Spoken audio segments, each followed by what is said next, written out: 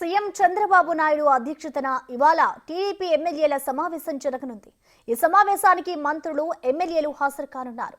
ప్రభుత్వం చేపడుతున్న అభివృద్ధి సంక్షేమ కార్యక్రమాలు ప్రజల్లోకి తీసుకెళ్లేలా అవగాహన కల్పించేందుకు ఈ సమావేశం నిర్వహిస్తున్నట్టు తెలుస్తోంది. గత ప్రభుత్వం రాష్ట్రాన్ని ఏ విధంగా ఆర్థికంగా నష్టపరిచారో ప్రజల్లోకి వెళ్లేలా దిశానిర్దేశం చేయనున్నారు సీఎం. క్షేత్రస్థాయి ఎన్డీఏలోని పార్టీ నేతలతో విభేదాలు లేకుండా సమన్వయంతో ముందుకు వెళ్లేలా దిశానిర్దేశం చేయనున్నారు. మండల స్థాయి, నియోజకవర్గ స్థాయి కమిటీల ఏర్పాటు, పార్టీ సభ్యత్వ నమోదు జోరుగా సాగేలా ప్రతి ఒక్కరూ బాధ్యతగా ముందుకు సాగాలని సూచించనున్నారు. అలాగే పార్టీకి చెడ్డ పేరు తెచ్చేలా వ్యవహరిస్తే క్రమశిక్షణ చర్యలు తప్పవని అధినేత హెచ్చరికలుండే అవకాశాలున్నాయి. ఇసుక, మద్యం వ్యాపారాల్లో తలదూర్చి పార్టీకి చెడ్డ పేరు తేవద్దని అధినేత మరోసారి వార్నింగ్ ఇవ్వనున్నట్టుగా సమాచారం.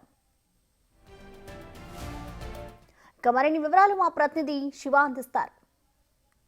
ఎమ్మెల్యే శిక్షణా తరగతులు ప్రారంభం కాబోతున్నా. ప్రస్తుతం మొదటిసారిగా ఎమ్మెల్యే అయిన గౌతు శిరీష గారు ఉన్నారు. మేడం, మొదటిసారిగా ఎన్నికైన మీరు ఈరోజు అసెంబ్లీ సమావేశం జరుగుతున్నాయి, ఏ రకంగా ఫీల్ అవుతున్నారు? ఈ శిక్షణా తరగతులు ఎలా ఉపయోగపడతాయండి? ఒక బాధ్యతాయుతమైన కూటమి ప్రభుత్వంలో మొదటిసారిగా ఎమ్మెల్యేగా గెలిచినందుకు చాలా సంతోషపడుతున్నానండి. ఎందుకంటే గత 5 సంవత్సరాలు ఇదే అసెంబ్లీ సమావేశాలు చూసాం. తిట్టాలి, తిట్టించుకోవాలి, లేదా మహిళల గురించి అసహ్యంగా మాట్లాడాలి, మీసాలు మెలివేయాలి, తొడలు కొట్టుకోవాలి.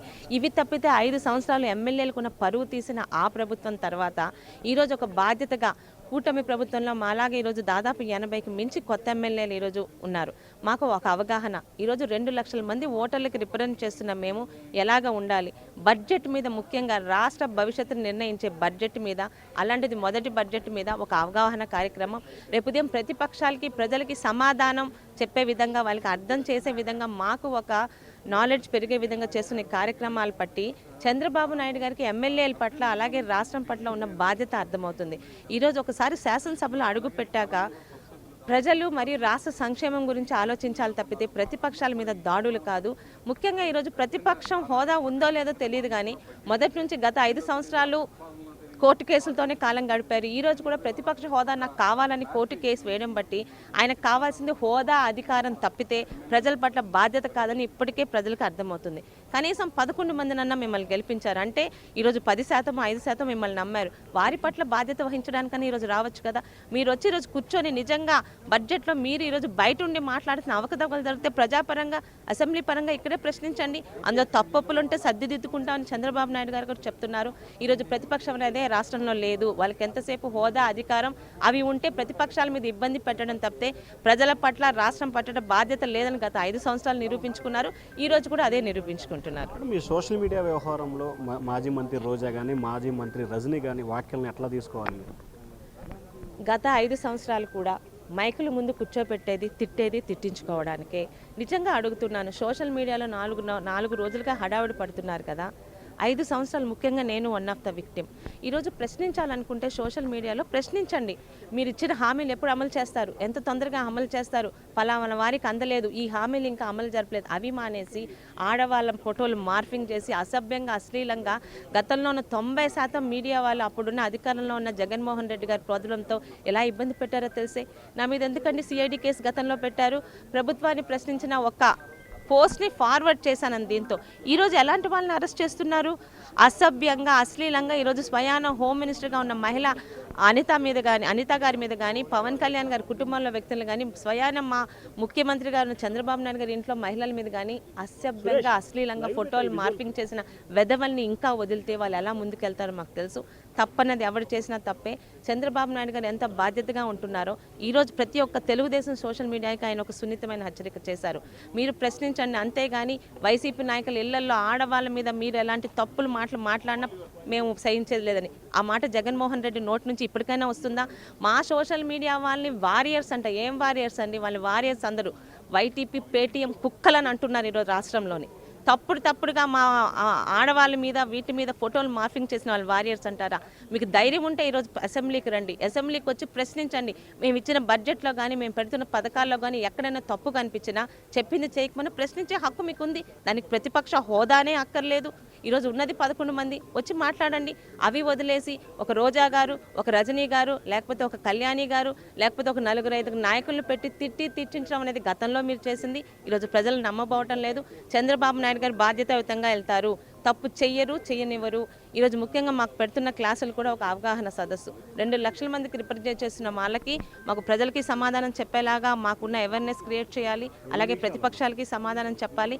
రాష్ట్రంలో మనం పెడుతున్న బడ్జెట్ ఏ శాఖకి ఎంత కేటాయించారు, ఆ శాఖల్లోని ఎలాంటి డెవలప్మెంట్ చర్యలు జరుగుతున్నాయని మన పూర్తి అవగాహన. అంటే కొత్తగా ఎమ్మెల్యేలను ప్రతి ఒక్కరి పట్ల ఒక బాధ్యత, అంత బాధ్యతగా ఈరోజు ముఖ్యమంత్రి గారు కానీ పవన్ కళ్యాణ్ గారు కానీ ఈరోజు ముందుకెళ్తుంటే, గతంలో 5 సంవత్సరాలు చేసిందే అధికారంలో ఈరోజు ప్రతిపక్ష హోదా కూడా లేని వైసీపీ పార్టీ చేస్తుంది. అయితే ప్రజలు గమనిస్తున్నారు. ఆ గమనింపుకి ఒక ఉదాహరణే ఈరోజు 163 సీట్లతో కూటమి ప్రభుత్వానికి ఎన్నుకోవడం. ఏది ఆశించి ఎన్నుకున్నారో ఆ సంక్షేమ అభివృద్ధి మీదే మేము ముందుకెళ్తున్నాము. అలాగని ఇప్పుడు కూడా తప్పులుగా మాటలాడుతూ, తప్పులుగా సోషల్ మీడియాలోని తప్పుడు మాటలతోని అసభ్యాలతో ముందుకెళ్తే ఎట్టు వచ్చి ఊరుకునేది లేదు. ఎందుకంటే పావుని కర్రతోనే కొట్టాలి. ఇలాంటి వాళ్ళని ఆపకపోతే ముందు చాలా ప్రమాదాలు జరుగుతాయని ఒక మంచి ఉద్దేశంతో ముందుకెళ్తున్నాం. కానీ తప్పుడుగా ఎవరి మీద కేసులు పెట్టారు బయటకు రమ్మనండి. అరెస్ట్ చేసిన ప్రతి ఒక్కడి అకౌంట్ మీద వెళ్ళి ఓపెన్ చేస్తే వాడు ఎలాంటి కామెంట్లు పెట్టారో మీకు అర్థమవుతుంది. వాళ్ళకి పడుతున్న శిక్ష తప్పేం కాదు. సో ఇది మొత్తం మీద సోషల్ మీడియా వేదికగా జరుగుతున్న పోస్టులకు సంబంధించి ప్రభుత్వం తీసుకున్న చర్యలు సరైనవే. ఏదైనా సరే మాజీ మంత్రి రోజా, రజనీ, ఎమ్మెల్సీ కళ్యాణి చేస్తున్న వ్యాఖ్యల్లో ఏమాత్రం కూడా నిజం లేదని చెప్పి ఎమ్మెల్యే శిరీష అంటున్నారు ఓటు స్టూడియో. ఈ శాసనసభలో ఎమ్మెల్యేలకి శిక్షణా తరగతిలో దాదాపుగా 80 మంది కొత్త ఎమ్మెల్యేలు ఉన్నారు. ప్రస్తుతం అసలు ఏ రకంగా ఈరోజు దిశానిర్దేశం చేయబోతున్నారు మాజీ మంత్రి సోమిరెడ్డి గారు ఉన్నారు. సార్ ఏంటి సార్, మొదటిసారిగా గత 5 సంవత్సరాలు అసలు ఎమ్మెల్యేల శిక్షణా తరగతిలో మొదటిసారిగా కూటమి ప్రభుత్వంలో జరగబోతుంది. ఎటువంటి అంశాలు రాబోతాం? మేము మొదటి నుంచి కూడా మాకు ఈ ట్రైనింగ్ ప్రోగ్రామ్స్ గడ్డిపేట నుంచి పార్టీ పరంగా ట్రైనింగ్ ప్రోగ్రామ్స్ ఉండేది. అట్లే లెజిస్లేచర్స్ కూడా ట్రైనింగ్ ఇచ్చేవాళ్ళం తెలుగుదేశం పార్టీ ఆధ్వర్యంలో. నేను కొత్త కాదు. ఈరోజు కొత్త ఎమ్మెల్యేలు చాలామంది ఉన్నారు, అరౌండ్ 84. వాళ్ళందరికీ చట్టసభలో వాళ్ళు ప్రజల సమస్యల్ని, ప్రజల శ్రేయస్సు కోసం ఏం చేయాలనేది గొంతిప్పి ఎట్ట మాట్లాడాలనేది ట్రైనింగ్ ఇస్తున్నారు. దానికి కూడా ఎగ్గొడుతున్నాడు ఆయన. శాసనసభకి జగన్మోహన్ రెడ్డి మా ఎమ్మెల్యేలు రారంట, ఇటువంటి ట్రైనింగ్ ప్రోగ్రామ్స్కి రారంట. ఆయన డిఫరెంట్ ట్రైనింగ్, ఆయనంతా వేరే ట్రైనింగ్. దురదృష్టం. కాకాని ఎపిసోడ్లో వరుసగా కేసుల పరంపర కొనసాగుతూ ఉంది. ఆయనేమో చంద్రబాబుని, పవన్ కళ్యాణ్ విమర్శిస్తున్నారు. అసలు ఏం జరుగుతుంది సార్ ఆయన ఇష్యూలో? కాకాని విషయం అతని గురించి మాట్లాడుకోవాల్సిన అవసరం లేదు. ఆయన క్యారెక్టర్ లేనివాడు, రాజకీయాల్లో అనర్హుడు. ఆయన మీద ఎన్ని కేసులు ఉన్నాయో అన్ని కేసులు ఉన్నాయి. మళ్ళీ వచ్చేసేసి ఒక ముఖ్యమంత్రి, ఆయన వాయిస్ ఎంత, ఆయనకుండే స్టేచర్ ఏంటి, నీ పరిస్థితి ఏంటి, నీ బ్యాక్గ్రౌండ్ ఏంటి, వాడే భాష ఏంటి, దురదృష్టకరం. అందుకనే అక్కడ ఉండే కార్యకర్తలు కేసు పెట్టారు. నిన్న తీసుకుపోయి స్టేషన్లో కూర్చోబెట్టి విచారించారు. ఇటువంటి కేసులు చాలా వస్తున్నాయి ఆయన మీద. అంటే దుర్మార్గమైన భాష. అందుకని అటువంటి భరించలేని పరిస్థితుల్లోనే తిరిగి ఆయన మీద కేసులు పెట్టారు. డెఫినెట్గా ఆయన అనుభవిస్తాడు. చాలా కేసులు ఉన్నాయి, ఒకటి కాదు. ల్యాండ్ స్కామ్స్ అయితే చెప్పనక్కర్లేదు. ఆయన మాట్లాడే అర్హత ఆయనకి లేదు. సో ఇది మొత్తం మీద చూసుకుంటే ఏపీ శాసనసభకి సంబంధించి కూడా ప్రజాప్రతినిధులకి అనేక అంశాలకు సంబంధించి శిక్షణ ఇవ్వబోతున్నారు. ప్రస్తుతం కొత్తగా ఎన్నికైన ఉన్నారు సార్, ఆయనతో మాట్లాడే ప్రయత్నం చేద్దాం. సో ఏపీ శాసనసభకి సంబంధించి కూడా అనేకమైన అంశాలకు సంబంధించి కూడా ఎమ్మెల్యేలకి శిక్షణ ఇవ్వబోతున్నారు. దాదాపుగా 84 మంది కొత్త ఎమ్మెల్యేలు వచ్చారు. వారందరికీ అసెంబ్లీలో ఎలా వ్యవహరించాలి అనే దానికి సంబంధించి కూడా శిక్షణ ఇస్తున్నాం. అలాగే నెల్లూరు జిల్లాకు సంబంధించి కాకాని గోవర్ధన్ రెడ్డి లాంటి వ్యక్తి గురించి మాట్లాడుకోవటం అనవసరం అని చెప్పి కూడా సోమిరెడ్డి చంద్రమోహన్ అంటున్నారు ఓటు స్టూడియో.